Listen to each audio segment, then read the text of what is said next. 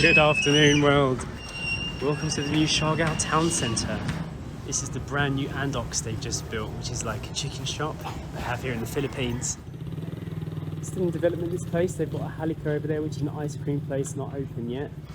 The reason why we're here is to visit the National Bookstore, Story's favourite shop. Just climbing to the second floor now.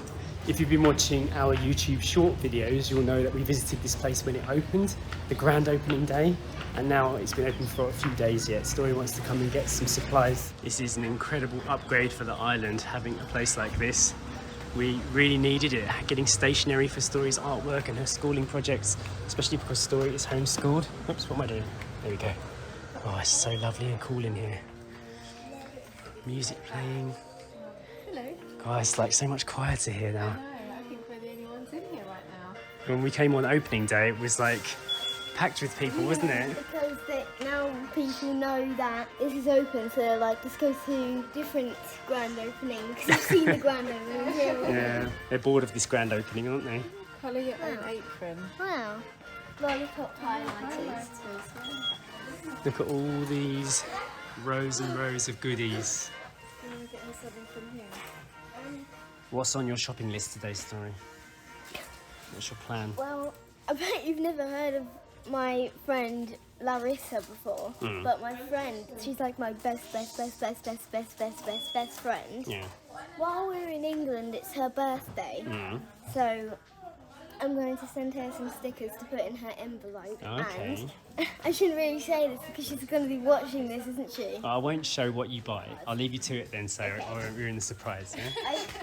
I should say what I want to get her. Look at all the types of things we can get in here now. This is why I say island life is upgrading, because stuff like this I'd have to buy it online before. I mean, this is a squeegee for use with art. It's only like 35 pesos. It's very affordable, and it's great that we have these options available to us now. Look at all these different types of glue guns you can get for your crafting projects. You can even get like a mini version here. Actually, the mini version is much more expensive. That was $4.40. And then like a regular sized one, it's only like 119 pesos. That's like under £2 British.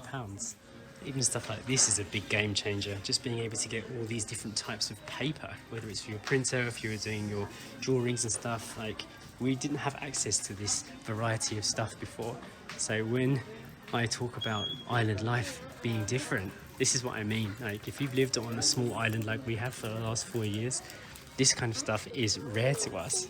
I know sometimes people watch our videos and maybe they live in a city already, so this kind of stuff is just like nothing, but it really does impact you when you haven't had access to something for a while. Like all these envelopes I can get excited about now. Even got like stuff for the Chinese New Year and stuff. If you've got a kid who's into art as well, this definitely changes the game. All these different types of glue. Look, Elmer's glue. This is something that is, I think it's an American product actually, because I see it on a lot of Story's videos, like crafting channels that she watches. Story, is this the glue from Minori's video? She said she was looking for Elmer's glue. I think so. It was like a special American one, wasn't it? I think so. I'm not sure. They've even got that here. Yeah, coloured glue. Oh, I think that is it, isn't it, Story? That's the one that your that's the one that Minori was in. on your YouTube channel that you watch. One of the things that Story was super excited for before was the painting section. Look, it's affordable too. 82 pesos for a bottle of paint, which is like this size. Guess what I found? What? In the craft section. What did you find?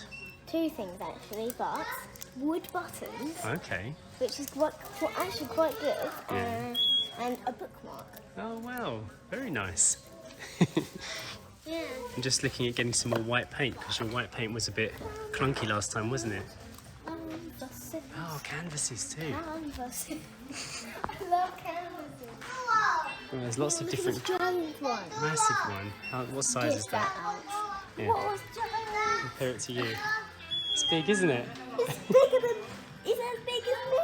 Almost. Story has given me the task to try and see if they have magnet paper here, so I'll give it a go. They do have a specialty paper section, so if I'm going to find it, it's probably going to be here. Permanent. These are all permanent ones. I think it's just these blue ones here, Story. Whiteboard markers. Oh, yeah. The think a store of this calibre really paves the way for development on the island, but in good ways. I think having access to this makes living in Siargao a lot more appealing for people who want to stay here long term, especially if you've got children and you want to make sure they've got the right educational materials and just access to stuff so that you don't have to leave your island life and go to a city just because you can't find the right kind of books or the logistical setup and things that make life a little bit more sustainable when you are staying somewhere for long term. So I mentioned briefly, this is the Siargao town centre. It's where they built the pure gold and also the handyman already. And we actually met the manager of this whole place a few days back, and he said they're going to open a bench store over here and a hairdressers, and they're going to bring the Shakey's truck. Oh, it's here. This is the Shakey's mobile truck. Unfortunately for us as a vegan family, they don't have many good food options like Andel's chicken store. Shakey's is like burgers, but maybe the development's going in the right direction. It probably won't be long before this bench and the bench fix are open for business. As you can see over here, construction is going on for other projects too. It's right opposite this massive sports centre, which we've actually been to before. Before the storm, there was a swimming pool, like an Olympic-sized swimming pool right here. Unfortunately, it never reopened after the storm, so I'm not sure what's going to happen with that. It's probably budget depending. So as I was saying, when we were talking to the manager of this whole park, I was asking if there was going to be another supermarket, like a better supermarket than Pure Gold, because I don't really think Pure Gold is great. It doesn't have any fresh produce in there or any bakery or anything cool. It's not really a good supermarket. But unfortunately, they signed a clause which basically says that Pure Gold has the monopoly here. They can't build any other supermarkets in this town centre. However, saying that, this whole road, I do believe, is going to become the central commercial centre of Siargao. So maybe there will be another supermarket built further down or as part of a different project. These kind of developments of the island are definitely welcome to me, at least. When we published our video about the National Bookstore opening, there were a few comments basically saying that they weren't happy about this kind of development to the island. Economic development is going to happen everywhere, whether you like it or not. And just because these options become available to us, it doesn't mean that it takes away from what makes being here special. For example, the local raw rural vibes that you get when you're in the surf community, all that kind of stuff, it is not affected by this because it's so far away. I don't think people realize how big this island actually is. This road, nothing was happening here. So the people that owns the land weren't doing anything with it. It was literally just sitting bone dry, empty. There were no development projects, there was no farming going on. It wasn't like people were really utilizing the space in a good way. So having people come and bring infrastructure to an island, I don't think this is a bad thing. It's bringing jobs, it's bringing like wealth here. It's attracting people to perhaps stay longer term, which is good for the country in the long run. And having access to these kind of things helps you stay in one place. I'm more likely to spend my money on this island now than I would if I only had a few small options available to me, which is nice when you're starting out, but down the line, if you want to have a long, sustainable life here in the island, I do think having access to more resources changes things, and it's optional as well. I think that's the thing that people perhaps aren't taking into account. You don't have to shop here. You can go and drive around all the other shops on the island looking for bits and pieces, but having been here for 4 years and not being able to find even a fraction of the stuff that they've got available in a store of this kind of calibre, it makes a difference to our life as a family. You happy with your shopping story? Yeah. Look at my big bag. Yeah, down here you can see they've got a Mercury Drug, which is going to be a big pharmacy. We don't have anything like that on the island. Bench Fix Salon and the Bench Clothing Store. I was hoping for a Robinsons supermarket, but I explained that before. How do you feel about having these kind of stores here now? It's good. It's good development, isn't it? Yeah. I think it's something you wouldn't go to a lot either, but to know that they're here if you do need something, it makes life so much easier. Yeah, it does. Than having to order it on Lazada and then wait for it to arrive, and for something simple, you know, like paint. Yeah. A picture paint or a canvas or something. It's true. I was thinking as well that it does actually lower the barrier for entry for people who live here on the island, because the cost of stuff is cheaper. For example, getting educational books for your kids, like 99 pesos and below. You can get stationery for like 35 pesos. The smaller shops that were on the island before, they couldn't offer those prices. They were just, you know, hundreds and hundreds of pesos more. So often you would go in there and go, how would somebody afford a book like this for basic stuff like learning your ABC and doing painting? It was so pricey to get those things. So I know that bigger stores, they obviously buy things in bigger batches and they can bring the cost down. And yes, it might price out some smaller stores, but then if it allows opportunity for other people too, opportunity for greater education for the people of the island as well, there's like a balance to be made there, isn't there? I did see here before, they've got this sign up saying SM Appliance Siargao, which is another massive store from the city. In 5 years or so from today, this island is going to be a completely different living experience, but we're going to head over to the General Luna side of the island after this to get some lunch, and I want to show you kind of in a way how far away it is in terms of distance and how we can keep the vibes, the feel and the lifestyle of Siargao maintained, but also have these options available for people who are wanting to develop and live here longer term. First of all, Story wants to get Poppy some treats from the big handyman store, so let's do that first. Okay, the shopping is done. Another great thing that has changed the way we do shopping here is that these stores here allow you to pay with card, and that was a major problem when we first came to the island. Not being able to get cash out of the ATMs, not being able to pay for anything digitally. It's really made things better. Okay, we're gonna go get some lunch now. Show you the other side of Siargao, the more local side. The original Siargao, what it used to be like, right? Yeah, and what it still is. Yeah, it still is, yeah. I think it's good that they're building this kind of stuff here, but it's way outside of town. So they're not really mixing at the moment. So if you want this kind of thing, like if there is a mall here, years down the line it will probably be here, yeah, or along this road here, and we're still 20 minutes outside of the, you know, the tourism road where all the boutique places are and the independent coffee shops and resorts and hotels that aren't part of chains. Yeah, that will still be here, but then you'll also have this side of Siargao, which is actually still far outside of the main town. Yeah, and I think it just makes things quite practical for people to live here, doesn't it? Yes. Well, let's take the drive and then we'll show you the way. So as you can see, there is plenty of space in Siargao. That has just been a 16-minute drive since we left the National Bookshop and Handyman area, and driving at highway speeds in a car, and it still takes 16 minutes to get to the start of the kind of tourism road area of General Luna. Maybe it would take a little bit longer if you're on a scooter. Queues of people at the ATM. Yeah. That's the thing. I was just talking about being able to pay for things with your card and doing digital payments. All of these are like economic steps forward, and some people are like, oh, I don't like the fact that, you know, the island is improving in a way, but it is an improvement. Being able to pay without having to get ATM queues out the door. I mean, literally, that's the only ATM that works on the island. Yeah. Maybe if you drive right to the other side, which again would take you about half an hour, you'd be in another queue for like 2 ATMs that work. Yeah, and then there's no guarantee that it's going to have cash when you get there. There's that too. Sometimes they don't have cash in them, and then like nobody on the island has got cash, nobody can spend their money, and like the businesses start to suffer. So we've seen a lot of change here on the island, and I honestly think that these steps, like opening the National Bookstore and the Siargao Town Centre, are actually, you know, beneficial as options for people. So as long as it doesn't take over the whole island and it's optional, that's what I think makes it something that it adds to life. And so now we're on Tourism Road. This road has actually all been resurfaced not that long ago. But it has gotten a lot busier with cars and vehicles.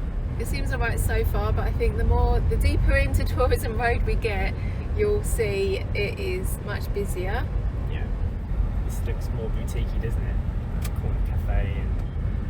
So this is what you're going to find when you come to General Luna. This is the kind of vibe, the kind of aesthetic that people expect from this island. It's more boutique, more boho. Independent, yeah. More laid back. Lots of Nipa roof, like this tattoo shop over here. So where Grandad got one of his tattoos done. He did, yeah. With our friends.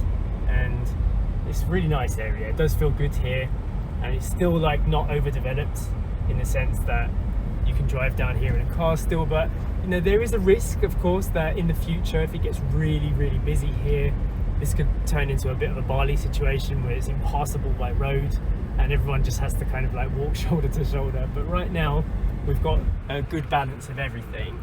So I'm just parking now to pick up our visa and our passports from this little boutique restaurant here. Let's do that and then we'll go get some lunch. Jay's just popped in quickly to pick up our passports from the immigration guys. Oh, that was quick. Done. Yeah, Solomon just confirmed that next month they will open the proper visa office. Okay, good. So it should be operational. It's actually, they're opening it tomorrow. Oh, right, okay. But next month it will be fully operational. Yeah, they have to do okay. some regulation stuff. Yeah, okay. So this will take me and Story up to the time that we are leaving, and then we'll do it again when we get back. Everything looks nice on a sunny day as well, doesn't it? It does, yeah, it makes all the difference. Heading to the restaurant. You can see on the right here they've opened a new Japanese restaurant. Yeah, we have to check this out. Yeah, it's What's it called? It's a kaya style, Maiko. Maiko. And then a lot more Nipa buildings here with spas and gyms and ice cream shops, yogurt places. It's like a mixture of the old and the new. There's some buildings that have been here since we first arrived and a lot of new shops are popping up all the time. Yeah, definitely. But this is what people want. There you have it. I think you can see it now. These are the kind of things that people come to the Philippines for, like daily yoga and these beautiful flowers growing. Look at the colours and saturation of the landscape. And yet here we are, parked by the side of the road, about to go to Drunken Sushi, one of our favourite restaurants here on the island. Love it here. Really good food, lots of vegan options. Easy laid back life. I know what we're getting though. You've already chosen your food. And again, in a place like this, small little restaurant, you can pay with QR code with your phone here, Gcash, which is very modern. A lot of the businesses here have accepted that as a mode of payment. It does change everything.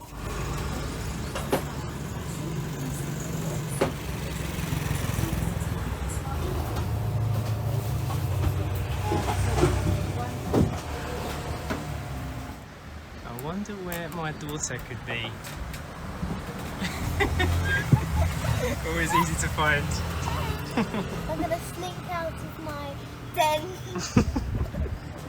Now that the sun's back, all these really beautiful flowers are growing everywhere on the island, even where we live.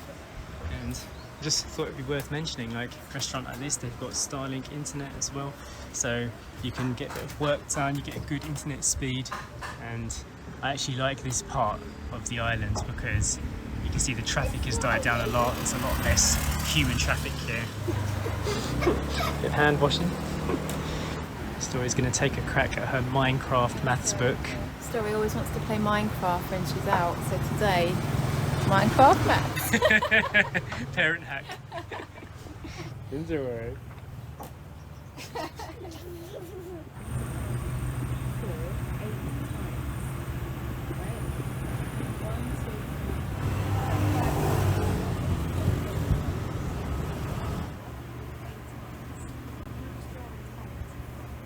We are not strangers to the menu of Drunken Sushi. They've got a complete vegan section. We get lots of tofu from here.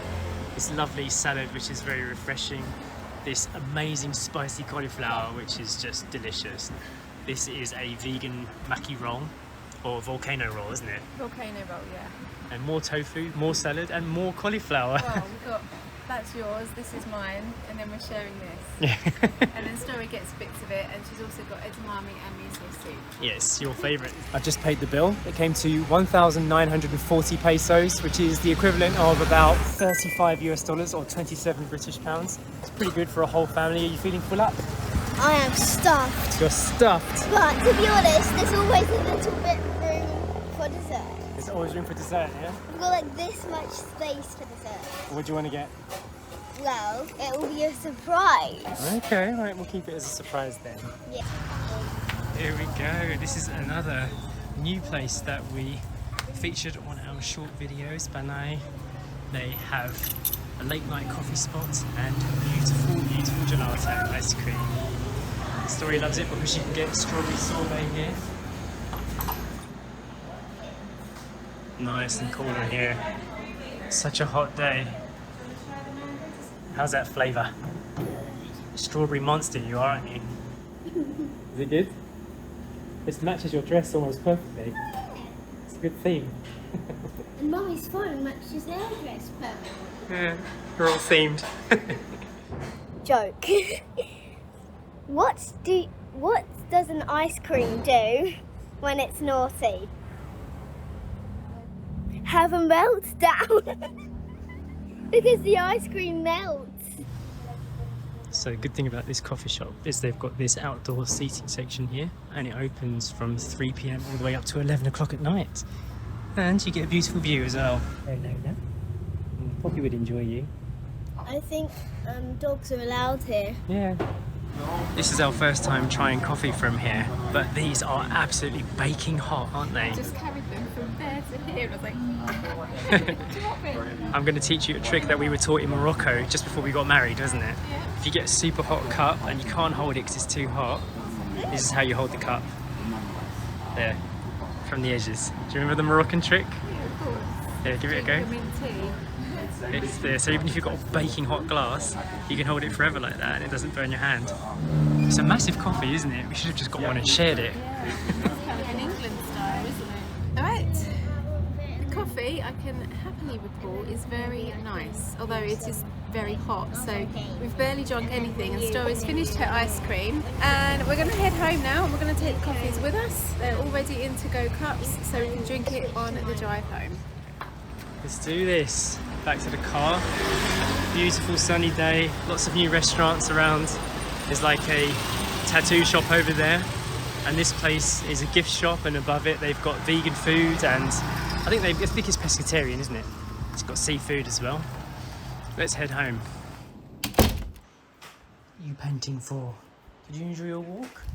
We've already taken Poppy out for a nice run on the beach. It's already dark out there. It gets dark very early, around about 6 o'clock. It's actually 8 minutes past 6 now. This is what it looks like. Probably in about 10 more minutes it'll be pitch black out there. I'm going to end the video for today, and we're going to do a shout out which goes to Raymond Walker. Huge thank you to Raymond for becoming a member and sticking with us. Makes a huge difference. If you want to become a member yourself, hit that join button underneath the videos, or it's in the description below, and we will see you in the next one. Bye!